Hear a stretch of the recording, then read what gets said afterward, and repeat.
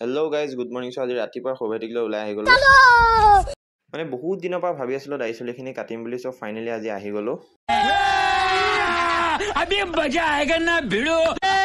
A few moments later. আৰু সদৌ শেষত গৈ মোৰ যেনিবা চুলি দাড়ি কাটি হৈ গ'ল। চ' জনাব কেনেকুৱা লাগিছে। আৰু এতিয়া আহি পাই গ'লো এই দোকান, আৰু দোকানত পূৰা ভিৰ হৈ আছিলে। চ' কামখিনি কৰি ল'লোঁ।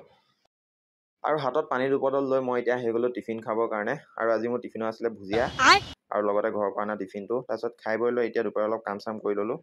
আৰু আজি আকৌ সন্ধিয়া ৰাজ আৰু ইৰফানৰ মাজত তামাম হৈ গ'ল যুদ্ধ। চ' মই যেন তেন সিহঁতৰ কাজিয়া ভাঙি দোকান বন্ধ কৰি আহি গ'লোঁ ভিন্দহঁতৰ দোকানত।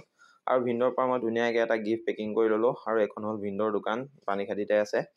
চ' গিফ্ট চিফ্ট লৈ এতিয়া ডাইৰেক্ট আহি গ'লোঁ বিয়াত, আৰু সোমাই দিলে মোক লগালগ ৰিচিপশ্যনত। ময়ো দেৰি নকৰি পটাপট মোৰ নিজৰ প্লেট চিজিল কৰি ল'লোঁ। লৈ এতিয়া ধুনীয়াকৈ মাংসই ভাতে লৈ খাই লৈছোঁ। চ' আজিলৈ আহিছোঁ গাইজ, বাই বাই, কাইলৈ লগ পাম।